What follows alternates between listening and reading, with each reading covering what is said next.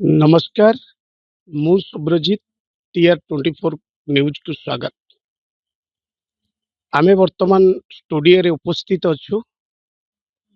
ଆମ ଗହଣରେ ଉପସ୍ଥିତ ଅଛନ୍ତି ଯୁବ ସମାଜସେବୀ, ଅବସରପ୍ରାପ୍ତ ନେଇଥିବା ସେନା ଅଧିକାରୀ ଶ୍ରୀଯୁକ୍ତ ମଧୁସୂଦନ ବେହେରା ଓରଫ ମଧୁବାବୁ। ବହୁ ଚର୍ଚ୍ଚିତ ଚେହେରା। ଏଡତାଳ ଗ୍ରାମରେ ପୁର ପଲ୍ଲୀରେ ମଧୁସୂଦନ ମଧୁବାବୁ କହିଲେ ପରିଚିତ। ଆମ ମଧୁବାବୁଙ୍କୁ ବର୍ତ୍ତମାନ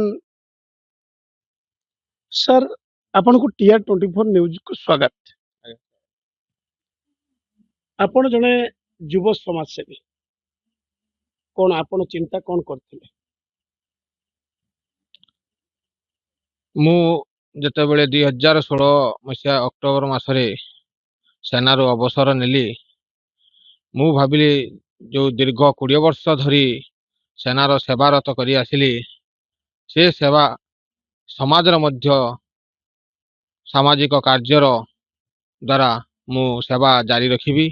ପରିବାରର ଅଛନ୍ତି, ସ୍ତ୍ରୀ ଅଛନ୍ତି, 2 ପୁଅ ଅଛନ୍ତି, ଝିଅ ଅଛନ୍ତି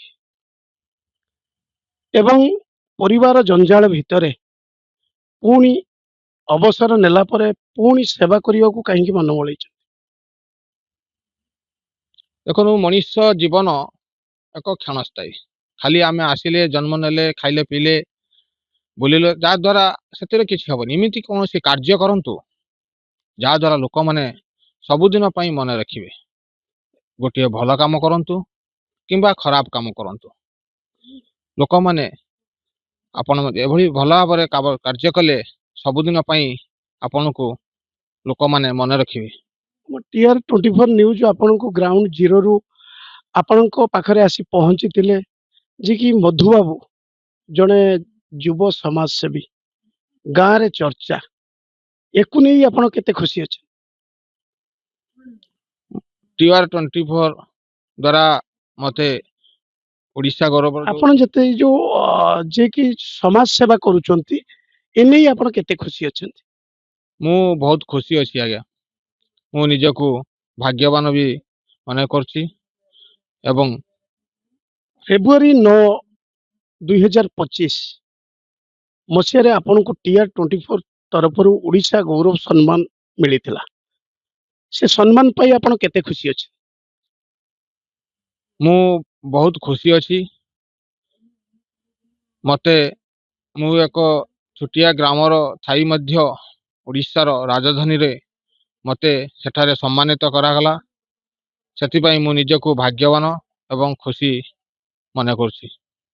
ଆପଣ ଯେତେବେଳେ ପିଲା ଛୁଆଙ୍କୁ ଧରି ଭୁବନେଶ୍ୱର ଲୋହିଆ ଏକାଡେମୀ ଯେ କି TR24 ତରଫରୁ ଯେ କି ଆପଣଙ୍କୁ ଆୱାର୍ଡ ମିଳିଲା, ସମ୍ମାନିତ କରାହେଲା, ପରିବାର ବର୍ଗ କେତେ ଖୁସି ଥିଲେ? ଆପଣଙ୍କ ମିସେସ୍ ଯାଇଥିଲେ, ପିଲା ବି ଯାଇଥିଲେ, କେତେ ଖୁସି ଥିଲେ? ସେମାନେ ବହୁତ ଖୁସି ଥିଲେ। ସେମାନେ ଚାକିରି ଜୀବନରେ ଏଭଳି ଆୱାର୍ଡ କେବେ ପାଇଥିଲେ? ନା, ସେଭଳି କୌଣସି ଆୱାର୍ଡ ମିଳିନାହିଁ। ଏବେ ଏଠାରେ ମିଳିଥିବାକୁ ମୁଁ ନିଜକୁ ଭାଗ୍ୟବାନ ମନେ କରୁଛି। ଏଇ TR24ର ଚିଫ୍ ଆଦିତ୍ୟରାଜ ଖାଡଙ୍ଗୀ ସାର୍ଙ୍କୁ କଣ ଜଣାଇବେ? ମୋତେ ଚିଫ୍ ଏଡିଟର ସାହେବ ସମ୍ମାନିତ କରିଥିବାରୁ ଅଶେଷ ଅଶେଷ ଧନ୍ୟବାଦ ସାର୍ଙ୍କୁ ଦେଉଛି ମୁଁ। ଆଉ ମୋ ଭଳି ଯେଉଁମାନେ ଅନ୍ୟାନ୍ୟ ସମାଜସେବୀ ଅଛନ୍ତି ସେମାନଙ୍କୁ ମଧ୍ୟ ସାର୍ ଆଗାମୀ ବର୍ଷର ସମ୍ମାନିତ କରନ୍ତୁ। ଆପଣ ଯେତେବେଳେ ସମ୍ମାନିତ ଗ୍ରହଣ କଲେ, ଯେ କି ଓଡ଼ିଶାର ରୋଟାଲି ଗଭର୍ଣ୍ଣର ଯାଜ୍ଞଶିଷ ମହାପାତ୍ର ଆପଣଙ୍କୁ ଯେତେବେଳେ ଟ୍ରଫି ପ୍ରଦାନ କଲେ, ଆପଣଙ୍କ ମନରେ କଣ ଉତ୍ସାହିତ ଭରି ଦେଇଥିଲା? ମୋତେ ବହୁତ ଖୁସି ଲାଗିଥିଲା। ମୁଁ ନିଜକୁ ଭାଗ୍ୟବାନ ମନେ କରୁଥିଲି ଏବଂ ଏହା ଦ୍ୱାରା ମୋତେ ଆଗକୁ ଦୃଢ଼ ମନୋବଳ ମିଳିବ ଏବଂ ଆଗକୁ ମଧ୍ୟ ଏଭଳି ସମାଜ ସେବା ଜାରି ରଖିବି। ଏବେ ବର୍ତ୍ତମାନ ତାଙ୍କ ପତ୍ନୀ ମୋ ପାଖରେ ବସିଛନ୍ତି। ମ୍ୟାଡ଼ାମ, ଆପଣଙ୍କୁ TR24 ନ୍ୟୁଜ୍ କୁ ସ୍ୱାଗତ। କଣ କହିବେ ସ୍ୱାମୀ ଯେ କି ଓଡ଼ିଶା ଗୌରବ ସମ୍ମାନ TR24 ତରଫରୁ ଓଡ଼ିଶା ସମ୍ମାନର ଆୱାର୍ଡ ଦିଆହେଲା। ଆପଣ କଣ ସ୍ୱାମୀଙ୍କୁ ଅଭିନନ୍ଦନ ଜଣାଇବେ? ଓଡ଼ିଶାର ଗୌରବ ଏ ପାଇଲେ ସେଥିପାଇଁ ମୁଁ ବହୁତ ଖୁସି। ଖୁସି ଅଛି। ଦେଖୁଥିବେ ସ୍ତ୍ରୀ ମଧ୍ୟ ଖୁସି ଅଛନ୍ତି। ଆମେ ତାଙ୍କ ପାଖରେ ବି ତାଙ୍କ ପୁତ୍ର ଅଛନ୍ତି। ତାଙ୍କୁ ତାଙ୍କର ପ୍ରତିକ୍ରିୟା ନବା। TR24 ନ୍ୟୁଜକୁ ସ୍ୱାଗତ। ଯେ କି ବାପା ଓଡ଼ିଶା ଗୌରବ ସମ୍ମାନ TR24 ଚ୍ୟାନେଲ ତରଫରୁ ମିଳିଲା। କେତେ ଖୁସି ଉତ୍ସାହିତ ଅଛନ୍ତି? ଭଲ ଲାଗୁଛି ଯେହେତୁ ଆପଣଙ୍କ ନ୍ୟୁଜ ତରଫରୁ ମୋ ଡାଡିଙ୍କି ଓଡ଼ିଶାର ଗୌରବ ସମ୍ମାନିତ କରାଯାଇଛି। ଖୁସି ଅଛି ଆଉ। ପାଖରେ ତାଙ୍କର ପୁତ୍ର ମଧ୍ୟ ବହୁତ ଉତ୍ସାହିତ ଅଛନ୍ତି। ମଧୁବାବୁ, ଆପଣ ଜଣେ ଯିଏକି ଅବସର ସେନାରୁ ଅବସର ନେଇଛନ୍ତି। ସେନା କାର୍ଯ୍ୟ କରୁଥିଲା ବେଳେ ସେତେବେଳେ କଣ ଆପଣଙ୍କର ସମାଜ ସେବା କରୁଥିଲେ? ପୁଣି ଅବସର ପରେ ପରିବାର ସହିତ ନ ବିତାଇ ପୁଣି ସମାଜ ସେବା ଆଡକୁ କାହିଁକି ମନ ପୁଣି ବଳାଇଛନ୍ତି?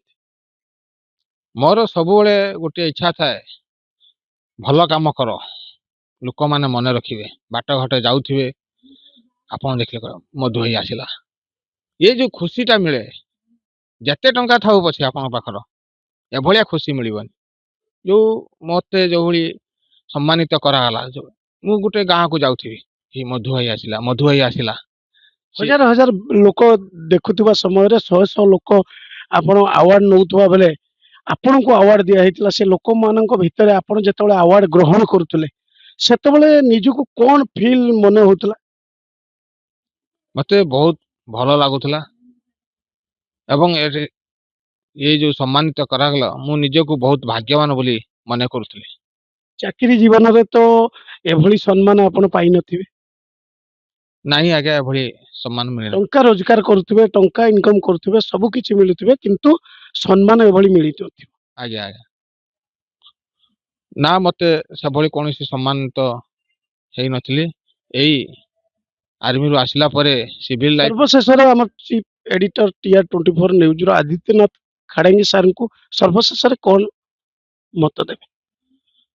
ସାର୍, ମତେ ଏଇ ଓଡ଼ିଶା ଗୌରବ ସମ୍ମାନରେ ସମ୍ମାନିତ କରିଥିବାରୁ ମୁଁ ଅଶେଷ ଅଶେଷ ଧନ୍ୟବାଦ ଦଉଛି ଏବଂ ସାର୍ଙ୍କୁ ମୁଁ ଅନୁରୋଧ କରୁଛି, ମୋ ଭଳି ଓଡ଼ିଶାର ଆହୁରି ବି ବହୁତ ସମାଜସେବୀ ଅଛନ୍ତି, ସେମାନଙ୍କୁ ସର୍ଭେ ରିପୋର୍ଟ ଦ୍ୱାରା ଆଗାମୀ ବର୍ଷର ସମ୍ମାନିତ କରନ୍ତୁ।